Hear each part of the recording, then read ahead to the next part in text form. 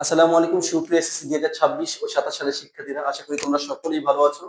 তোমাদের জন্য জহির খান একাডেমির পক্ষ থেকে আজকে রসায়নের খুবই গুরুত্বপূর্ণ একটি অধ্যায় খনিজ সম্পদ জীবাশ্ম অর্থাৎ জৈব যৌগের যে হাইড্রোকার্বন সমূহের যে জাতকের পরিবর্তন, এই টপিকটা নিয়ে সবারই কম বেশি ভীতিকর অবস্থায় থাকো এবং এটা দেখলে পুরো একটা মাথা হেড হয়ে যাওয়ার মতো অবস্থা। তো আজকে তোমাদেরকে আমি এটা কিভাবে হাইড্রোকার্বনের বিভিন্ন জাতক সমূহকে রূপান্তর করা হয় সেই প্রক্রিয়াটা দেখাবো।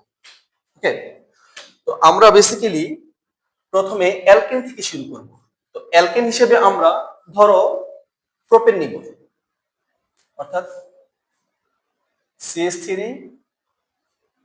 CH2 CH3। ঠিক আছে, এই প্রোপেনকে যদি আমরা সূর্যালোকের উপস্থিতিতে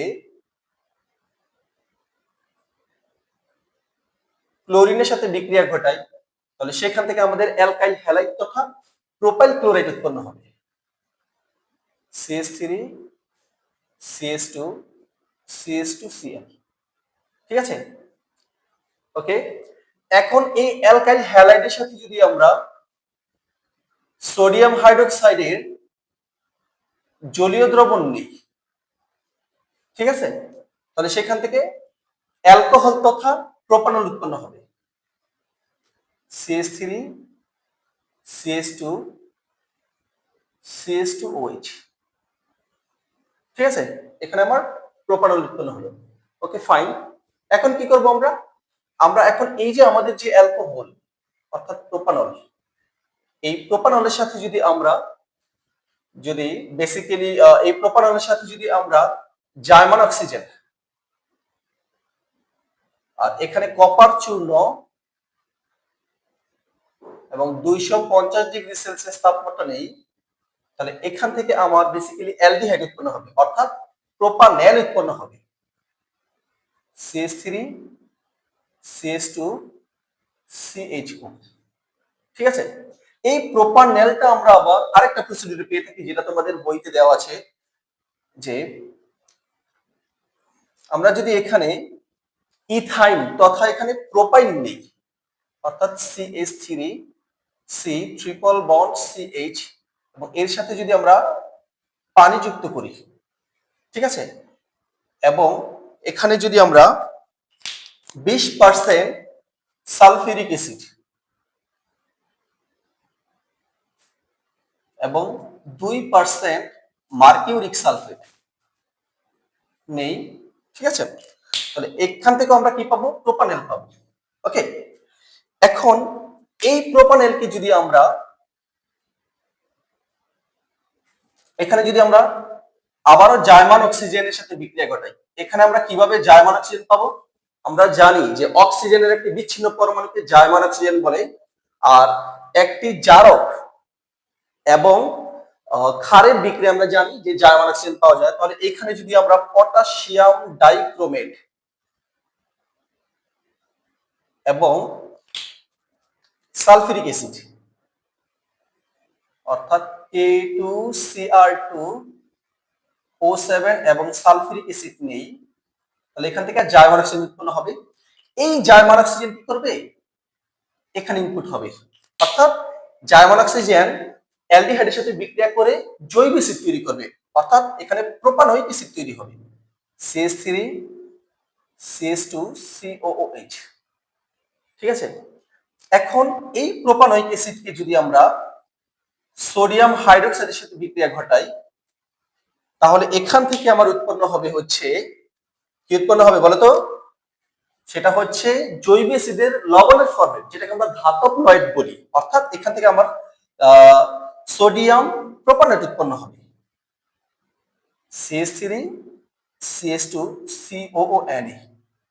ঠিক আছে, আচ্ছা এখানকে আমি সোডিয়াম হাইড্রোক্সাইড থেকে নীল মার্কার দিয়ে দিচ্ছি তোমাদের বোঝার সুবিধার্থে। ওকে, এখন আমরা যদি ভাইয়ারা এই সোডিয়াম প্রোপানেটের সাথে যদি আবার সোডা লাইম যুক্ত করি, বলতো সোডা লাইম কি?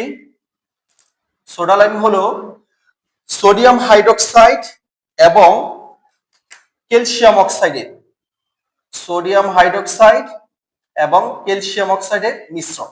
ঠিক আছে, এবং এখানে যদি আমরা তাপ দিই, তাহলে এখান থেকে আমরা জানি যে কি উৎপন্ন হবে বলো তো? তোমরা বইতে এটাকে বেসিক্যালি এটাকে পড়েছো, সেটা হচ্ছে যে এটা হচ্ছে ডিকার্বক্সিলেশন বিক্রিয়া। অর্থাৎ এখানে যে ধাতব লবণের যে জৈব অ্যাসিডের যে ফরম্যাটটা থাকে, এটার সাথে যদি আমরা সোডা লাইম অর্থাৎ ডিকার্বক্সিলেশন বিক্রিয়া এখানে অ্যাপ্লাই করি, তাহলে এখানে যতগুলা কার্বন পরমাণু থাকবে তার চেয়ে একটা কার্বন পরমাণু কম হয়ে যাবে এবং এই ফরম্যাটটা অ্যালকেনে রূপান্তর হবে। অর্থাৎ এখানে বেসিক্যালি যেহেতু সোডিয়াম প্রোপানেট আছে, একটা কার্বন পরমাণু ভ্যানিশ হয়ে যাবে। তাহলে এখানে কি হবে? এখানে বেসিক্যালি হবে হচ্ছে CH3 CH3। কিভাবে? যেহেতু CH3 আছে CH3, আর যেহেতু একটা কার্বন পরমাণু কমে যেতেছে, দ্যাট মিন্স এটা কি হয়ে যাবে? CH3 ফরম্যাট হয়ে যাবে। ওকে, এটা হচ্ছে অ্যালকেন, অর্থাৎ উচ্চতর অ্যালকেনের ফরম্যাট থেকে সেই নিম্নতর অ্যালকেনের ফরম্যাটে কনভার্ট হয়ে গেল। ঠিক আছে? ওকে, আর এখানে জানো যে এখানে হচ্ছে সোডিয়াম কার্বনেট উৎপন্ন হবে, ওটা আমাদের মাইনর, আমাদের মেজর স্টেজ এটা। ওকে, এখন এই অ্যালকেনের সাথে যদি আমরা এই অ্যালকেনকে যদি আমরা আবারও সূর্যালোকের উপস্থিতিতে ক্লোরিনের সাথে বিক্রিয়া ঘটাই, তাহলে এখান থেকে অ্যালকাইল হ্যালাইড তথা ইথাইল ক্লোরাইড উৎপন্ন হবে, CH3 CH2Cl। ঠিক আছে ভাইয়েরা? এখন এই অ্যালকাইল হ্যালাইডের সাথে যদি আমরা সোডিয়াম হাইড্রোক্সাইডের অ্যালকোহলীয় দ্রবণ নেই, ওকে, তাহলে এখানে কি উৎপন্ন হবে? এখানে উৎপন্ন হবে alkyne, CH2 double bond CH2।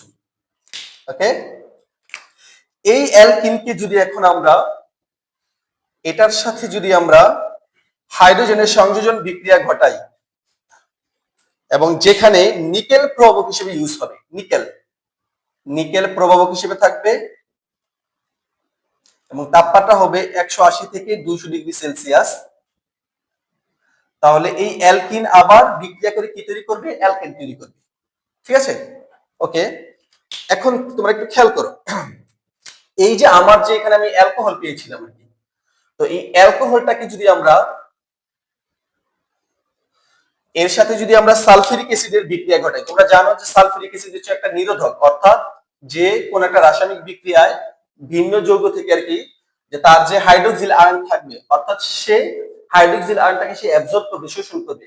ঠিক আছে? এবং 170 ডিগ্রি সেলসিয়াস তাপমাত্রা দেওয়া হয়, তাহলে এখান থেকে আমরা অর্থাৎ প্রোপানল থেকে আমরা প্রোপিন পাবো, এখানে অ্যালকিন পাবো, CH3 CH double bond CH2। ঠিক আছে? ওকে, এখন তোমরা একটু খেয়াল করো, এই যে আমি যে অ্যালকিন পাইলাম অর্থাৎ প্রোপিন পাইলাম, এই প্রোপিনের সাথে যদি আমি আবার এটাকে যদি এর সাথে যদি আমি পানি যুক্ত করি এবং সাথে কি থাকবে? ফসফরিক অ্যাসিড H3PO4, তাহলে ভাইয়ারা আমি এখানে আবারও অ্যালকোহলই পাবো। অর্থাৎ এই প্রোপিনের সাথে যদি আমি পানি এবং ফসফরিক অ্যাসিড যুক্ত করি, উচ্চ তাপ ও চাপ থাকবে, সেখানে আবার আমি কি পাবো? অ্যালকোহল পাবো। ঠিক আছে? ওকে, তাহলে এখানে ফসফরিক অ্যাসিডটা যদি আমি ক্লিয়ারলি লিখে দিই, ধরো এখানে লিখলাম পানি আর এখানে লিখলাম H3PO4। ওকে, এখন এই প্রোপিনের সাথে যদি আমি আবার এই হাইড্রোজেন ব্রোমাইড এবং হাইড্রোজেন পারক্সাইড যুক্ত করি, ঠিক আছে, তাহলে এখান থেকে আমি যেটা পাবো সেটা হচ্ছে অ্যালকাইল ব্রোমাইড ফরম্যাট পাবো, অর্থাৎ propyl bromide CH3 CH2 CH2Br। ঠিক আছে, এটা পাবো। ওকে, এখন এটাকে যদি আমি আবার সোডিয়াম হাইড্রোক্সাইডের সাথে সোডিয়াম হাইড্রোক্সাইডের জলীয় দ্রবণের সাথে যুক্ত করটাই, তাহলে সেখান থেকে আমি আবারও অ্যালকোহল পাবো। অর্থাৎ এই যে আমার অ্যালকিন অর্থাৎ প্রোপিন, এই প্রোপিনের সাথে এই প্রোপিনকে যদি আমি হাইড্রোজেন পারক্সাইডের উপস্থিতিতে যদি হাইড্রোজেন ব্রোমাইডের সাথে বিক্রিয়া ঘটাই, তাহলে এখান থেকে আমি কি পাবো? প্রোপাইল ব্রোমাইড পাবো। এবং এই প্রোপাইল ব্রোমাইড আবার সোডিয়াম হাইড্রোক্সাইডের জলীয় দ্রবণের সাথে বিক্রিয়া করে এখান থেকে আবারও সেই অ্যালকোহল তৈরি করবে, অর্থাৎ প্রোপানল তৈরি করবে। এবং ফাইনালি এই প্রোপিনকে যদি আমি হাইড্রোজেনের সাথে সংযোজন বিক্রিয়া ঘটাই, কিসের সাথে? হাইড্রোজেনের সাথে। হাইড্রোজেনের সাথে সংযোজন বিক্রিয়া ঘটায়, যেখানে নিকেল প্রভাবক হিসেবে থাকবে এবং টেম্পারেচার থাকবে 180 থেকে 200 ডিগ্রি সেলসিয়াস তাপমাত্রা। তাহলে সেখান থেকে আমরা আবারও কি পাবো, সেই অ্যালকেন তথা প্রোপেন পাবো। ঠিক আছে, ওকে। তার মানে এই হচ্ছে আমার অ্যালকেন থেকে ধাপে ধাপে বিভিন্ন ফরম্যাটে আমার বিভিন্ন জাতকে কনভার্ট করা হলো। এখন এইখানে বলবো যে ভাই অনেকটু মানে তারপরও মানে বিষয়টা একটু ঝামেলা হতে পারে। তাহলে এই যে আমি যে ফ্লো চার্টটা ড্র করেছি, এই যে ফ্লো চার্টটা ড্র করলাম, যে হাইড্রোকার্বনের জাতকের যে রূপান্তরকরণ আর কি, এটার যদি আমি ধরো তোমাদেরকে একটা অ্যালগোরিদম ফরম্যাট দেখে আর কি, এটা তো ফ্লো চার্ট। ধরো আমি কি করেছি, এটা যদি একটা অ্যালগোরিদম দেখে, তাহলে আমি যেটা করেছি, প্রথমে অ্যালকেন নিয়েছি, অ্যালকেন থেকে আমি যেটা উৎপন্ন করেছি, অ্যালকেন থেকে আমি অ্যালকোহল তৈরি করেছি। ওকে, দ্বিতীয় ধাপে আমি অ্যালকোহল তৈরি করেছি।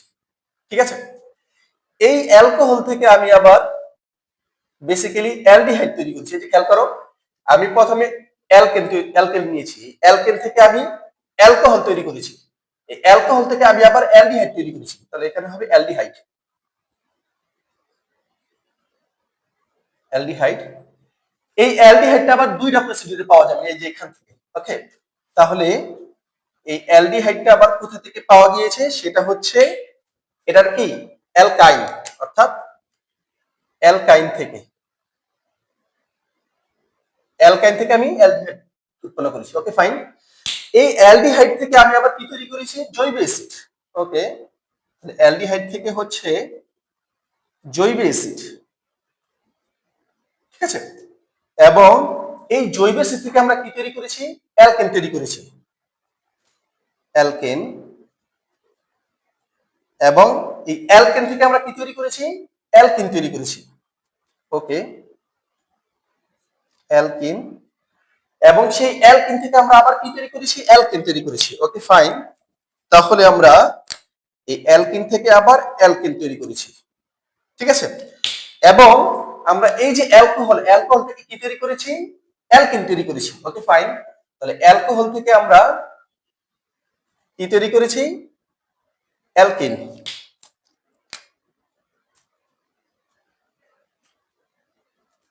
অ্যালকিন, এবং সেই অ্যালকিন থেকে আমরা ফাইনালি আবার কি তৈরি করেছি, অ্যালকোহল। দুইটা প্রক্রিয়া অ্যালকোহল তৈরি করেছি, তাহলে এই অ্যালকিন থেকে আবার আমরা অ্যালকোহল তৈরি করেছি। ঠিক আছে, এটা হচ্ছে রিভার্স মেথড। ওকে, এবং এই অ্যালকিন থেকে আমরা আবার হাইড্রোজেনের সাথে সংযোজন বিক্রিয়া ঘটিয়ে কি তৈরি করেছি, অ্যালকিন। তাহলে এই অ্যালকিন থেকে আবার আমরা অ্যালকিন তৈরি করেছি। তাহলে এটা হচ্ছে ফ্লো চার্ট, আর এটা হচ্ছে জাতক সমূহের অ্যালগোরিদম। আমি নিচ থেকে আর কি বললাম যে অ্যালগোরিদম। ওকে, তাহলে এই হচ্ছে আমার ওভারঅল প্রসিডিউরটা। তোমরা যদি এটার একটা স্ক্রিনশট নিয়ে নাও, তাহলে তোমাদের জন্য এটা বেটার হয়। ঠিক আছে, ইনশাআল্লাহ দেখা হবে পরের ভিডিওতে। সবাইকে ধন্যবাদ।